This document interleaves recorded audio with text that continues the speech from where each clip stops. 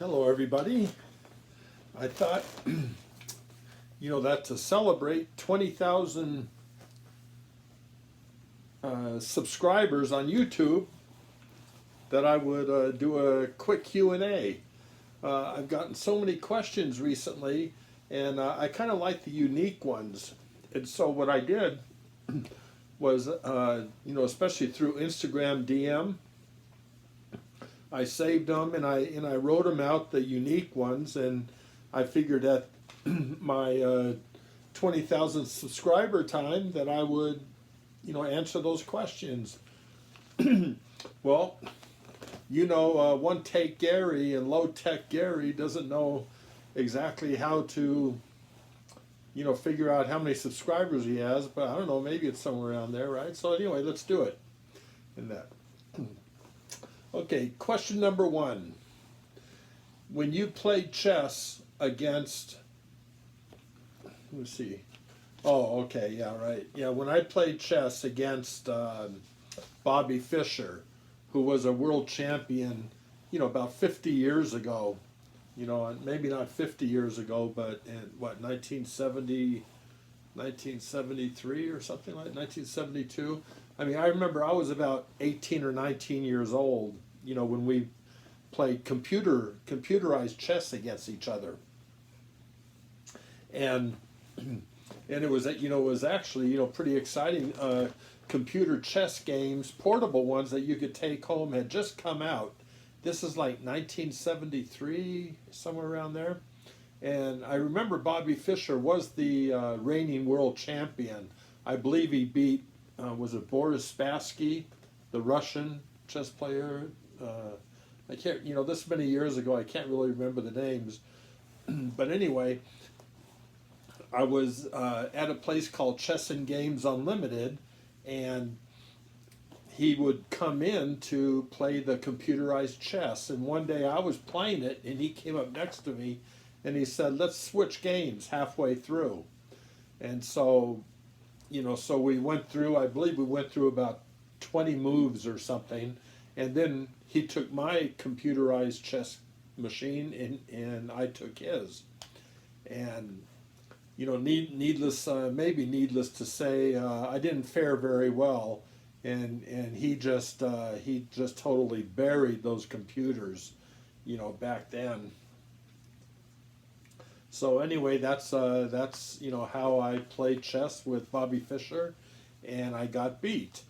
And it seems that proved to be a normal thing when I was playing games against these top players. I always got destroyed. So another example was with Paul McGrill. Paul McGrill, this is about the same time, maybe in the mid-70s, mid-1970s. Paul McGrill was a backgammon player, and he wrote what at the time, and maybe still is, considered the Bible of backgammon, simply called backgammon. Well, anyway, I won a tournament. I won a backgammon tournament that gave me the right to play against him in a match, in a 3-game match. And the one stipulation was he had to play blindfolded, and I didn't. So he was blindfolded. All I had to tell him was what his dice roll was, like 4-3, 6-1, etc. And then I had to tell him where I moved, what my role was and where I moved my pieces. And he had to recall that whole board in his memory. Well, I won the first game. There's the luck of the dice.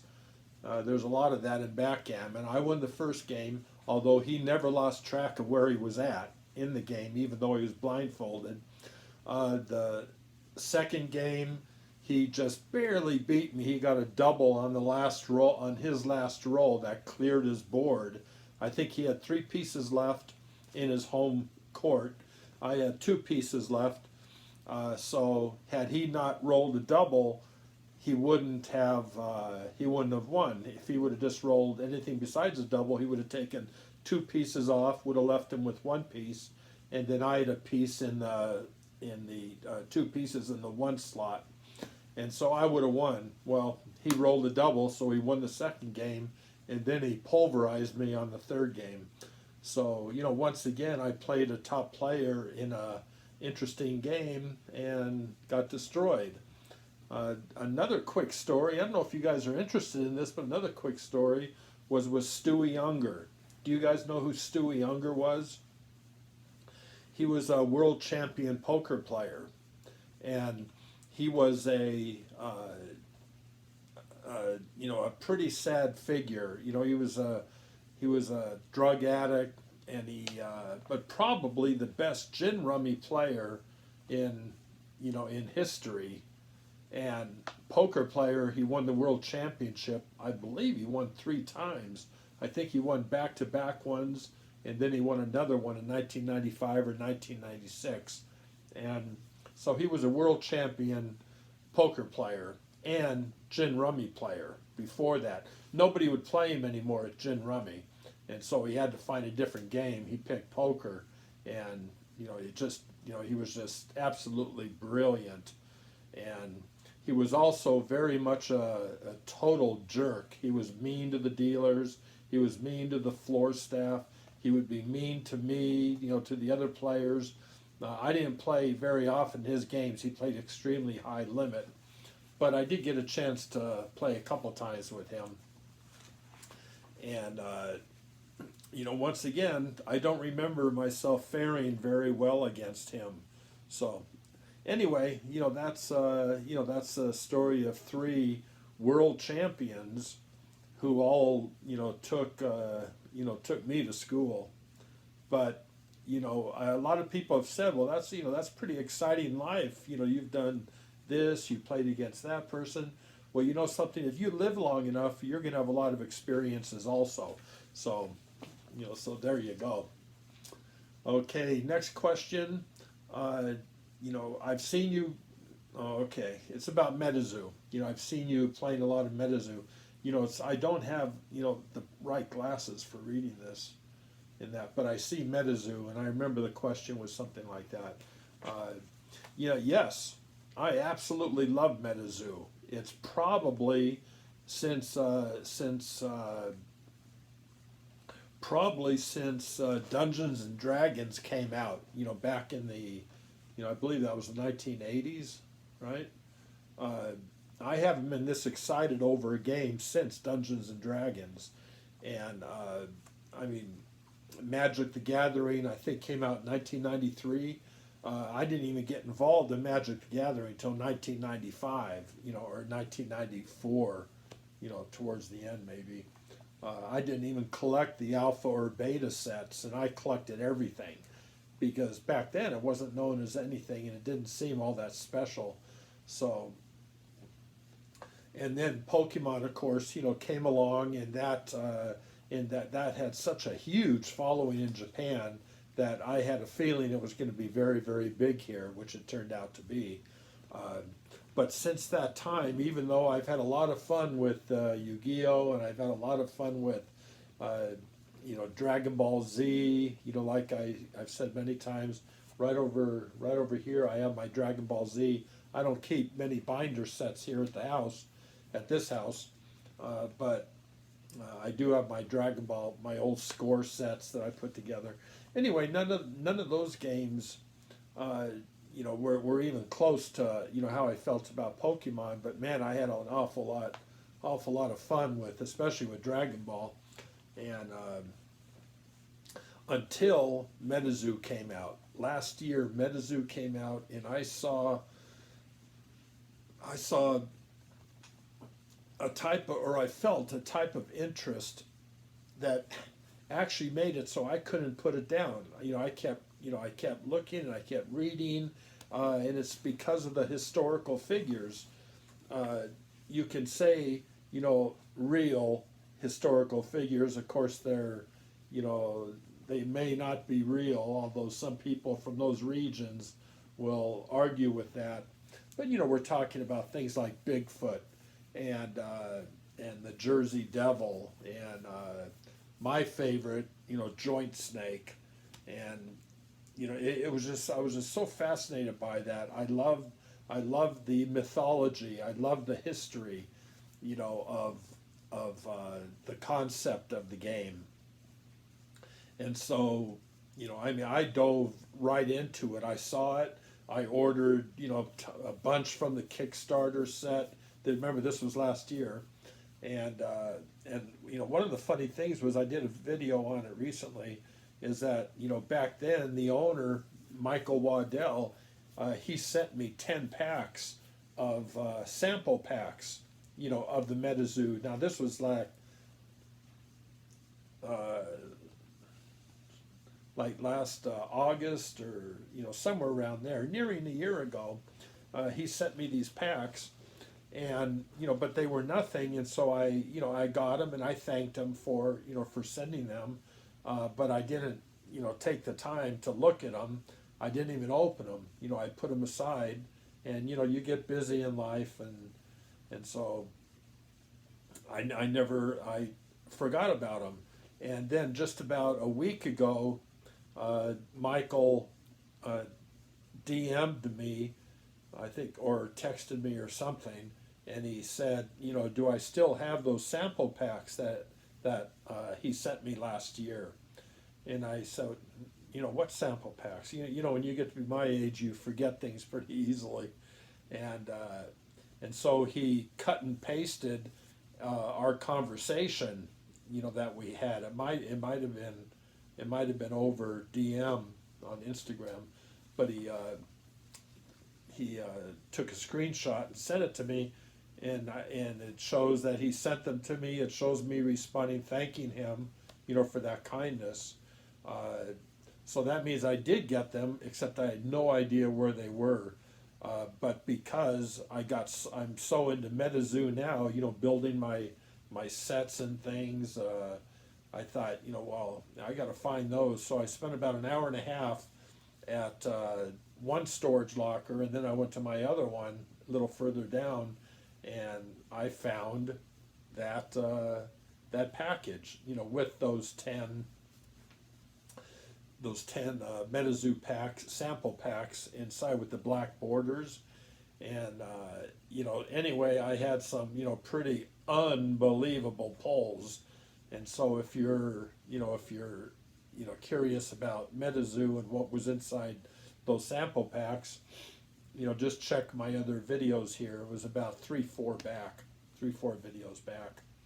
And so just today I went to a local card shop, one that just opened near us where I live here, and all the guys there knew me, and so I got to talking to the owner and one of the other guys. They built a section there, closed off like a radio station with the glass where they can do podcasts. They asked me to do some of that stuff.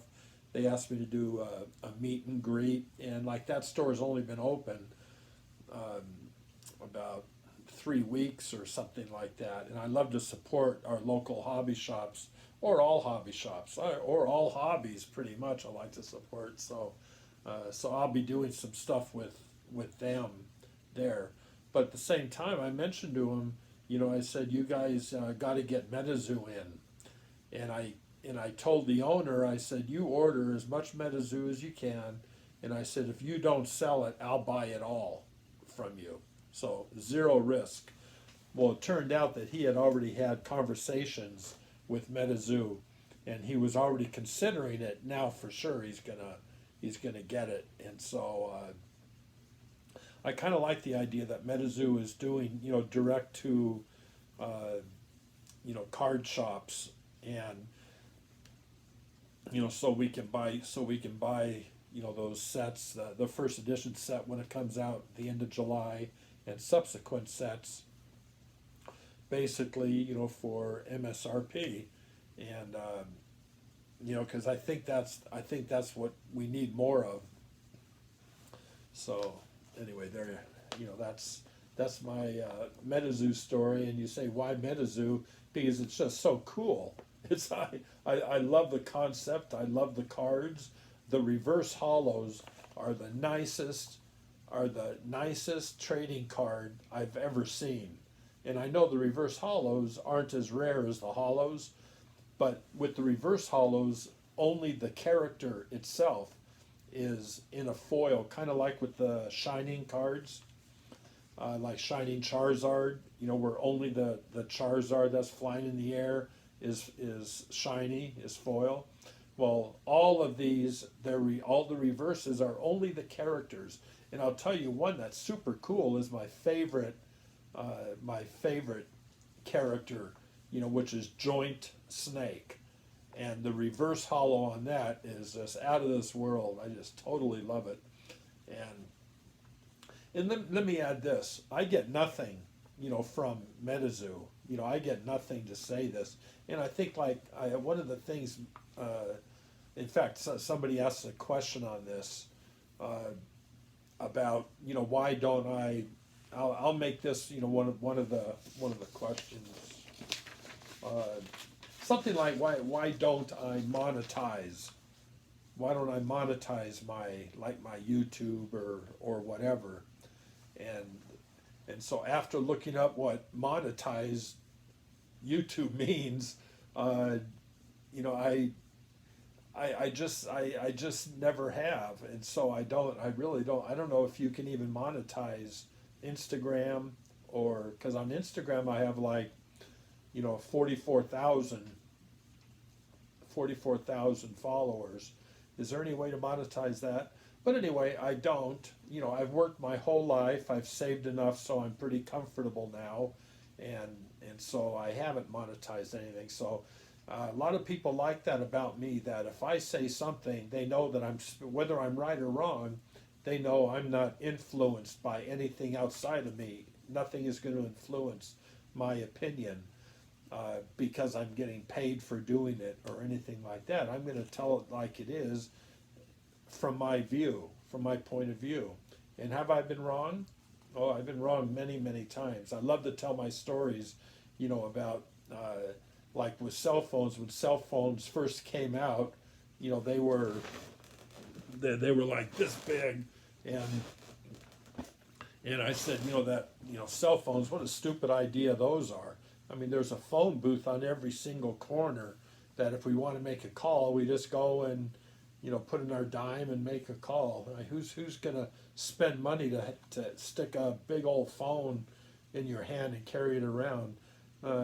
You think I was wrong about that one? Yeah, I've been wrong about a lot of things, of course. And but if I tell you something, it's because it's the way I really feel. And that's why, like with this Metazoo thing, I absolutely love Metazoo. I think it's the greatest game since since Pokemon, and I really believe we need another game like this. I mean, I've gone through dry spells, with collectible, card games, and with trading card games. We've gone through stuff like that before. I've lived through a lot of cycles of those goodies, and we really, really, really, need something new. So, and I say it's going to be Metazoo, and so, hopefully, and if it's not Metazoo, well, that's life. I'm telling you what, I'm going to have a complete set, a couple sets of everyone that gets released. I'm going to enjoy looking over the old stories about them. I can't wait till they go international. Go through cryptids like Loch Ness Monster and things like that. And some of the Asian cryptids are out of sight, and man, I can't wait for that. But I'm really pumped up and excited about it. And again, I get nothing for saying that. It's just the way I feel, and I have a feeling I'm going to be right. I'm going to be right this time again. So, okay. What is your background? Well, when you're 67 years old, you have a lot of background. So that's not an easy question to answer. I can tell you this, that I went to school in Southern California. I went to I grew up. I was born and raised basically in a Hollywood studio in Hollywood, California. My mom was a personal secretary for old-time actress from back then in the 1950s and 60s, Lucille Ball. She had a iconic show, I Love Lucy. Lucy owned a studio called Desi Lou Studios. Desi was her husband, and Lou was her Lucy, and his name was Desi Arnaz. And was basically brought up in those hallways, of that studio, and then I went to grammar school and junior high school at Bancroft Elementary, went to high school at Fairfax High School, and then I ended up going on to college, also locally at our university that was closest to me there, which was University of California at Los Angeles, UCLA. And it was a fun time because that's during the John Wooden, Bill Walton. Just before me was Kareem Abdul-Jabbar, or Lou Alcindor, he was called back then. And, so those were fun times. My major at UCLA was biological chemistry. My parents wanted me to be a scientist. And back then you kind of did what your parents said, especially when they were supporting the effort. And then my minor was in journalism. I loved journalism. I picked that. I loved writing. I actually wrote for the school newspaper, the Daily Bruin. And I remember articles I wrote such as maxillofacial prosthetics, where they rebuilt faces that were ravaged, either by skin cancer or by, fire or something like that. I wrote an article on the marijuana research clinic. That was fun. I remember the first line to that article, and remember this is almost 50 years ago. I remember the first line to the article was, "As soon as I opened the door, I knew I was in the right place." Of course, with the aroma, of the weed, and yeah, that's right. They actually had a marijuana research clinic in the early 1970s or the mid 1970s, and so that was another article. Another article I wrote, I remember, was my $1,000 cigarette, where I was driving when I was younger, 15 years old. I was driving with my mom in the car, and I was smoking a cigarette, which wasn't that unusual for back then. Back then doctors came on commercials saying, "Smoke a lucky strike to feel your level best." So, even doctors' favorite cigarettes and that. Anyway, I was smoking at 15, and I drifted over and hit a car, caused about $1,000 worth of damage. Today that might be $20,000 and $100,000 lawsuit. But anyway, that was one article I wrote, was my $1,000 cigarette. And I wrote one article. I hope this isn't too boring for you guys. I wrote one article on the morgue we had at UCLA, where we, used body parts for different experiments and things like that. And I remember going inside the morgue for the first time, and bodies were hanging from MeatHooks, really just like MeatHooks. And then around the perimeter of the room was tables with body parts sitting on top, like half a heads, arms, other things I probably shouldn't mention here. And so I wrote, an article on that. And I remember all the guys that worked there, the morticians, they all had these big eyes. At least it looked like it to me, like they were kind of, a little bit crazy. So that was another article. Anyway, in college, journalism was my minor, but it was my major love. And one of my biggest regrets was that I went into the sciences instead of going into journalism as a major. because as soon as I got out of school, I basically dropped everything and went right into retail. I opened up a video television store just after that, just after getting out of school, and that's when the video machines first came out, where they had two formats: a beta format and a VHS format. Beta was pretty much Sony, and RCA was the primary VHS. And so they were battling, one was this big and one was this big. The Sony was the smaller one. And so we had them both when I opened up my video television store. But you had them both because you didn't know which one was going to prove dominant. Well, it turned out VHS, RCA beat out Sony. And so the bigger cassettes and ended up being the dominant one. Plus their projection TVs had just come out, where you had a thing that would, had 3 light bulbs and shot up onto a screen, and you could watch TV that way, projection TV.